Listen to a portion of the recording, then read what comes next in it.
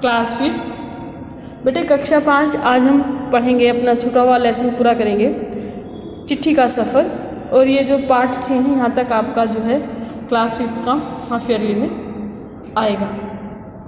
तो हमने पता जब पहली बार हमने रीडिंग की उसमें पढ़ा था कि पुराने ज़माने में कैसे पत्र व्यवहार होता था, बाद में कैसे होता था, और अब जो है मॉडर्न टाइम में किस तरह से होता है। फ़र्क सिर्फ पिन कोड का ही नहीं है, समय के साथ डाकघर सेवाओं में निरंतर बदलाव और विकास होता आया है या विकास होता रहा है। ये हम लास्ट टाइम कवर कर लिया था। आज हम करेंगे यहाँ से, नेक्स्ट टाइम यहाँ से करेंगे, आज शुरू करेंगे। बहुत पुराने समय से कबूतरों के द्वारा संदेश भेजे जाते थे। जब संदेशवाहक कबूतरों की बात हो रही है, जब संदेशवाहक, संदेश होता है मैसेज देने वाले कबूतर जो गले में उनके बांध दिया जाता था और वो जो है एक जगह से दूसरी जगह तक अपने संदेश या मैसेज पहुंचा देते थे। जब संदेशवाहक कबूतरों की बात हो रही है तो उन इंसानों की बात कैसे न हो जो ऐसे समय में डाक पहुंचाने का काम करते रहे, जब संचार और परिवहन के साधन बेहद सीमित थे, बेहद कम थे। बात हो रही है उन हरकारों की जो पैदल ही आम आदमी की तरह चिट्ठी पत्री पहुंचाने का काम करते थे।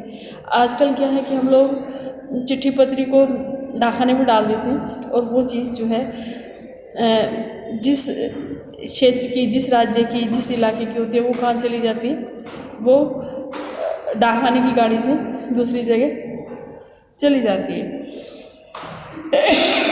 लेकिन जो हरकारे होते थे पैदल चलने वाले, वो अपने साथ पैदल चलकर उस चिट्ठी पत्री को उस गंतव्य स्थान तक पहुंचाने का काम करते थे। उन हरकारों की जो पैदल ही आम आदमी तक चिट्ठी पत्री पहुंचाने का काम करते रहे। राजा महाराजों के पास घुड़सवार हरकारे हुआ करते थे। जो पैदल चलने वाले होते थे वो आम आदमी के संदेश ले जाते थे, और जो राजा महाराजा के हरकारे होते थे, राजा महाराजों के संदेश एक स्थान से दूसरे स्थान तक पहुंचाने होते थे, उसका काम कौन करते थे? घुड़सवार हरकारे करते थे।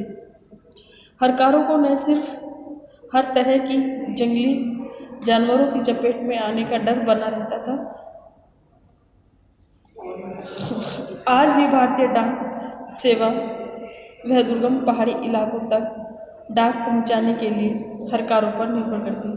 जहां बहुत ऊंची नीची पहाड़ियां हैं, गाड़ी जाने की व्यवस्था नहीं होती, ऐसी जगह पर आज भी हरकारें के ऊपर ही निर्भर करती है वहाँ की डाक सेवा। जम्मू कश्मीर के लद्दाख खंड में पदम जस्कार जैसे कई जगह हैं जहाँ हरकारें डाक पहुँचाते हैं। आजकल तो संदेश भेजने के नए और तेज साधन आसानी से उपलब्ध हो गए हैं। डाक बांटने में हवाई जहाज़, पानी के जहाज़ और जाने कौन से साधन इस्तेमाल किए जा रहे हैं। डाक विभाग भी पत्र, मनी ऑर्डर के साथ साथ ईमेल, बधाई कार्ड आदि लोगों तक पहुंचा रहा है। कबूतरों की उड़ान से लेकर हवाई जहाज़ डाक सेवाओं तक का सफ़र दिलचस्प करने वाला है।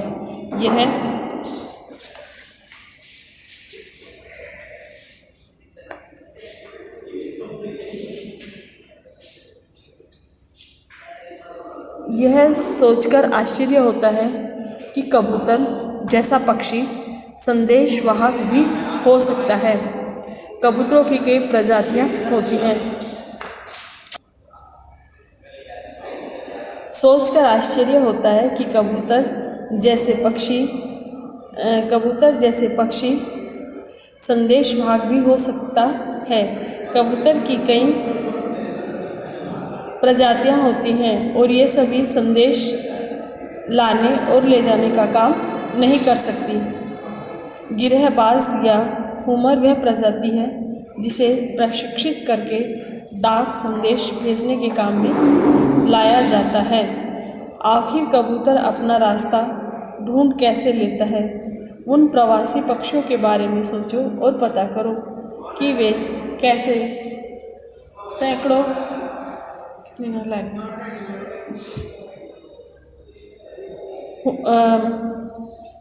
भेजने का काम में गिरबाज या हुमर वह प्रजाति है जिसे प्रशिक्षित करके डाक संदेश भेजने के काम में लाया जाता है। आखिर कबूतर अपना रास्ता ढूंढ कैसे लेता है? उन प्रवासी पक्षियों के बारे में सोचो और पता करो कि वे कैसे सैकड़ों मील का रास्ता और सही जगह तय कर पाते हैं। उड़ीसा पुलिस खास तौर पर हुमर कबूतरों का इस्तेमाल राज्य के कई दुर्गम इलाकों में संदेश पहुंचाने के लिए कर रही है। कानून व्यवस्था संकट और अन्य मौकों पर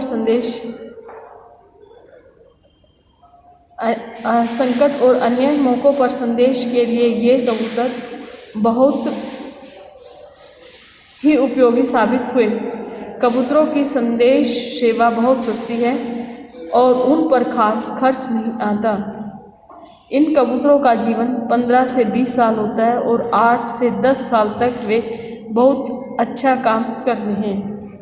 स्वस्थ कबूतर एक दिन में 1000 किलोमीटर तक का सफ़र कर सकता है। यदि कोई महत्वपूर्ण संदेश पहुंचाना हो तो 2 कबूतरों को भेजा जाता है ताकि बाज के हमले जैसी अनहोनी स्थिति से भी दूसरा कबूतर संदेश पहुंचा दे। शायद यह पढ़कर तुम एक ऐसे कबूतर की कहानी पढ़ना चाहो जो दूसरे विश्व युद्ध में संदेश पहुंचाता था। इस कबूतर की कहानी नेशनल बुक ट्रस्ट में अंग्रेजी में छपी एक किताब में दी गई है। किताब का नाम है ग्रे नेक, जो कि इस किताब के हीरो का भी नाम है। अगर तुम हिंदी में पढ़ना चाहते हो तो नेशनल बुक ट्रस्ट को पत्र लिखो कि वे इस किताब को हिंदी में भी छापें। यह रहा उनका पता, नेहरू भवन, इंस्टीट्यूशनल एरिया, फेज नंबर 2, वसंत कुंज, नई दिल्ली। अब क्या है, ये आपका जो है लेसन खत्म हो गया है और इस बार भी हम क्या करेंगे, प्रश्न उत्तर MCQ वाले करेंगे, है ना। आपके जो लेसन्स कराए गए हैं वो सभी प्रश्न उत्तर आपके यूनिट टेस्ट की तरह इस बार किस में आएंगे, MCQ टाइप में ही आएंगे। यानी कि जो हाफ ईयरली में हिंदी फर्स्ट का पेपर होगा वो MCQ टाइप के प्रश्न उत्तरों का ही होगा। और ये आपका है चिट्ठी का सफ़र, ये पार्ट आपने पढ़ लिया। फिर उससे पहला था इला की कहानी, जहाँ जहाँ वहाँ रहा, और इससे पहले था नन्हा फनकार। ये जो सारे प्रश्न लेसन्स हैं आपके हिंदी फर्स्ट में कक्षा 5 के लिए बेटे, ये आपका जितने भी ये बाकी बचे लेसन्स हैं उसको भी हम क्या करेंगे, MCQ में ही करेंगे, क्वेश्चन आंसर यूनिट टेस्ट की तरह। जब बुक वर्क हो गया इसके बाद रिवीजन वर्क जो होगा वो MCQ का होगा। आज आपका जो हिंदी फर्स्ट का लेसन है, सिलेबस है, वो कंप्लीट हो जाएगा और पार्ट 6 तक आएगा आपका रिमझिम, चिट्ठी का सफ़र। यहाँ तक आपका सिलेबस होगा। और अब आप अपनी कॉपी पेज निकाल लीजिए क्योंकि अब हम करेंगे प्रश्न उत्तर। तो बेटे लास्ट लेसन है हाफ ईयरली के सिलेबस में। आज आप इसका सिलेबस पूरा हो जाएगा, प्रश्न उत्तर पूरे हो जाएंगे और फिर कल से हम लोग आपका रिवीजन वर्क कराएंगे, ठीक है। जल्द से बुक निकालो अपनी। गांधी जी को सिर्फ उनके नाम और देश के नाम के सहारे ही पत्र कैसे पहुंचाया गया होगा, ये प्रश्न है आपका। और इसका आंसर क्या होगा, पहला है गांधी जी भारत में ही नहीं विदेशों में भी प्रसिद्ध थे। गांधी जी का कोई घर नहीं था। तीसरा आंसर हो सकता है इसका बहुविकल्प में, गांधी जी को कोई भी नहीं जानता था। जो इसका सही आंसर है, राइट आंसर है, वो ये है गांधी जी भारत में ही नहीं विदेशों में भी प्रसिद्ध थे, है ना। इसको हम राइट कर देंगे। और गांधी जी जहाँ वर्धा वहाँ गांधी जी लिख दिया और वो कहीं भी हो तो लेटर उन तक पहुँच जाता था। उनको आश्रम की या जगह लिखने की आवश्यकता भेजने वाले को नहीं पड़ती थी, है ना। कितने वो था। अब नेक्स्ट प्रश्न है आपका, अगर एक पत्र में पते के साथ किसी का नाम अगर एक पत्र में पते के साथ किसी का नाम हो तो क्या पत्र ठीक जगह पर पहुंच जाएगा? निसंदेह नाम और पते से ही पत्र ठीक जगह पर पहुंच जाएगा। दूसरा आंसर है इसका, नाम और पते से पत्र ठीक जगह पर नहीं पहुंच पाएगा, नहीं पहुंच पाएगा। तीसरा आंसर है इसका, पत्र रास्ते में ही खो जाएगा। तो सही आंसर क्या है? निसंदेह नाम और पते से पत्र ठीक जगह पर पहुंच जाएगा, और हम इसको राइट कर देंगे। नेक्स्ट क्वेश्चन देखिए बेटे, नाम न होने से क्या समस्याएं आती हैं? नाम न होने से डाकियों को यह पता करने में थोड़ा मुश्किल होता है कि पत्र किसका है। नाम न होने पर डाकियों को आसानी हो जाती है। दूसरा आंसर है इसमें, नाम न होने पर डाकियों को आसानी हो जाती है, वह किसी को भी पत्र दे सकता है। और तीसरा ऑप्शन है इसका, नाम न होने से पत्र खो जाता है। तो इसका जो राइट आंसर है कि नाम न होने से डाकिये को यह पता करने में थोड़ा मुश्किल होता है पत्र किसका है, और इसको हम राइट कर देंगे। ये आंसर सही है। नेक्स्ट क्वेश्चन देखिए आप, पैदल हरकारों को किस तरह की दिक्कतों का सामना करना पड़ता था? पैदल हरकारे कौन होते थे? अभी बताया, जो पैदल डाक को ले जाते थे। पैदल आम आदमियों की जो चिट्ठी पत्री थी उनको ले जाने वाले व्यक्तियों को हम क्या बोलते थे? पैदल हरकारे बोलते थे। तो जो पैदल हरकारे होते थे उनको किस तरह की दिक्कतों मीन्स परेशानियों का सामना करना पड़ता था? इसके आंसर 3 दिए हुए हैं, जो सा सही होगा आप उसको राइट करेंगे। उन्हें डाक की रक्षा भी करनी होती थी। डाकू लुटेरों या जंगली जानवरों की चपेट में आने का हमेशा डर बना रहता था, क्योंकि सड़कें रास्ते थोड़े क्या होते थे, खतरनाक होते थे। तो इसलिए वहाँ हमेशा जंगली जानवरों की चपेट में आने का डर बना रहता था कि जंगली जानवरों पर हमला ना कर दें। दूसरा ऑप्शन है इसका, उन्हें किसी भी परेशानी का सामना नहीं करना पड़ता था। और तीसरा ऑप्शन है, पैदल हरकारे पहलवान होते थे और सभी उनसे डर जाते थे। जिसका सही आंसर है वो ये है कि उन्हें डाक की रक्षा भी करनी होती थी। डाकू लुटेरों या जंगली जानवरों की चपेट में आने का हमेशा डर बना रहता था। तो ये फर्स्ट वाला जो आंसर है इसका, ये राइट आंसर है। इसको हम राइट करें। पेज चेंज कीजिए, क्योंकि इस बार हाफ ईयरली में भी आपके सारे MCQ के प्रश्न आएंगे 5th क्लास, और जो पिछले लेसन्स हो गए उनका हम रिवीजन वर्क MCQ में से ही करेंगे।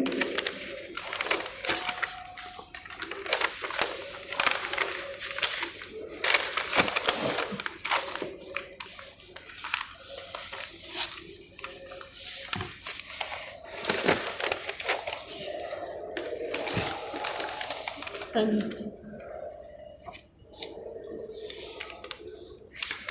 नेक्स्ट प्रश्न देखिए, पत्र लिख रहे हो तो पते में जानकारी किस क्रम में लिखेंगे? अगर हम कहीं भी किसी को भी पत्र लिखते हैं, क्या लिखते हैं? छोटे क्रम से बड़े क्रम की ओर लिखते हैं, है ना।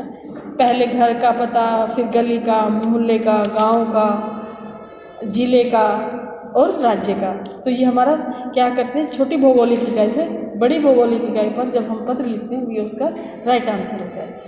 तो इसमें प्रश्न 5 क्या है? प्रश्न 5 है, पत्र लिख रहे हो तो पते में जानकारी किस क्रम में लिखोगे? ठीक है, अब हम इसका आंसर लिखते हैं। घर का नंबर, सबसे पहला हम क्या लिखेंगे? घर का हमारा क्या नंबर, गांव हो या शहर, तो उसका एक नंबर होता है, घर का नंबर लिखेंगे।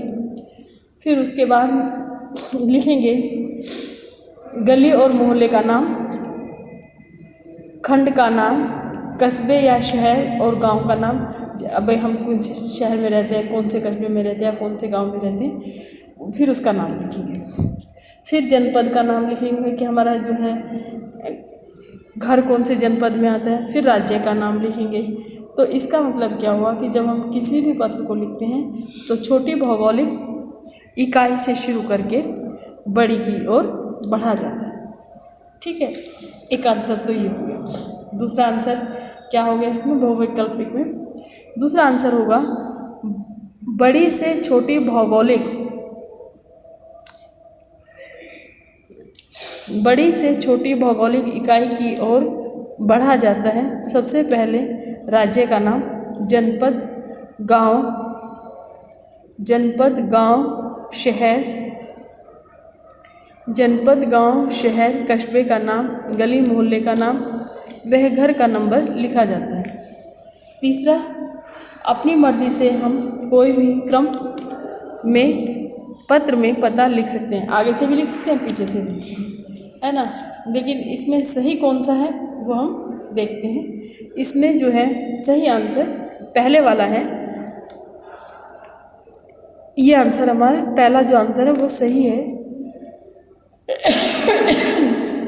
कि सबसे पहले हम घर का नंबर, फिर गली मोहल्ले गांव का नंबर, फिर कस्बे या शहर का नंबर, फिर जनपद का नाम और फिर राज्य का नाम। अर्थात छोटी भौगोलिक इकाई से शुरू करके हम बड़ी भौगोलिक इकाई की ओर बढ़ते हैं। तो हमारा जो है आंसर क्या, कौन सा सही है, पहले वाला सही है। ठीक है बेटे, ये पहला हमारा राइट है।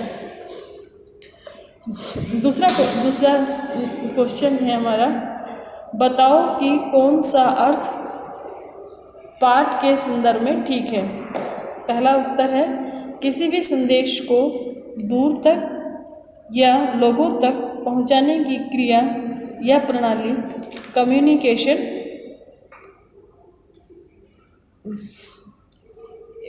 पहुंचाने की क्रिया या प्रणाली क्या है, कम्युनिकेशन। फिर है किसी भी संदेश को दूर तक या लोगों तक पहुंचाने की क्रिया या प्रणाली जनसभा है। तीसरा आंसर है इसमें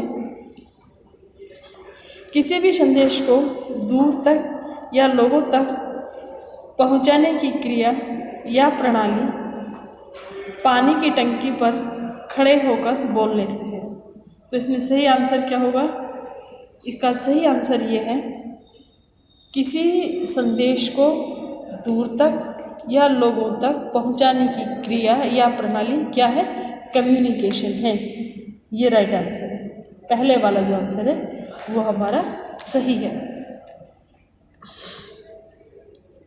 नेक्स्ट देखिए,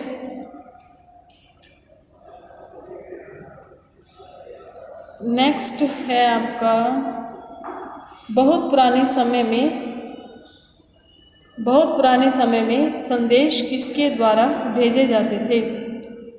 बहुत पुराने समय में संदेश संदेशवाहक कबूतरों के द्वारा भेजे जाते थे। दूसरा आंसर इसका हो सकता है बहुत पुराने समय में कोई संदेश नहीं पहुंचाए जाते थे। तीसरा आंसर है बहुत पुराने समय में संदेश पहलवानों द्वारा भेजे जाते थे। तो इसका जो राइट आंसर है वो ये है बहुत पुराने समय में संदेशवाहक कबूतरों के द्वारा भेजे जाते थे, है ना। ये हमारा राइट आंसर है, इसको हम टिक करेंगे। नेक्स्ट है प्रश्न 8, आजकल संदेश भेजने के आधुनिक तरीके क्या हैं। आजकल संदेश भेजने के आधुनिक तरीके हैं ईमेल, हवाई डाक सेवा, दूर संचार विभाग, व्हाट्सएप ग्रुप। दूसरा है हरकारे व संदेशवाहक कबूतर। और तीसरा आंसर है आजकल संदेश भेजने के कोई भी आधुनिक तरीके नहीं हैं। तो जो इसका सही आंसर होगा, सही वो ये है ईमेल, हवाई डाक सेवा, दूर संचार, व्हाट्सएप ग्रुप। ये हमारे आधुनिक संदेश भेजने के क्या हैं, तरीके। बेटे ये जो प्रश्न है आपके ये वाले चिट्ठी का सफ़र, ये सारे प्रश्न उत्तर आप हिंदी की फेयर कॉपी में फर्स्ट जो आपकी कॉपी है उसमें करेंगे। होमवर्क है ना। ये आपका प्रश्न उत्तर जो है आज के, ये आपका होमवर्क है। होमवर्क है आपका, क्वेश्चन आंसर जो हैं आज की डेट में करेंगे। आज की डेट डालकर ये प्रश्न उत्तर जो है सारा ये आपका होमवर्क है, इसे कंप्लीट कर लेना और कल से हम जो है रिवीजन वर्क शुरू करेंगे। ठीक है बेटे। और बुक वर्क तो ऐसा कोई खास है ही नहीं इसमें, ये देख ले, ये प्रश्न उत्तर ही है और बुक वर्क आपका कुछ भी नहीं है इसमें। बस ये है कि संचार का अर्थ किसी देश को दूर तक या बहुत से लोगों तक पहुंचाने की प्रक्रिया है। पाठ के संदर्भ में ठीक है। शब्दकोश में दिए गए शब्दों से आप के साथ अर्थ, वाक्य प्रयोग, लिंग, वचन आदि की भी जानकारी दी जा सकती है।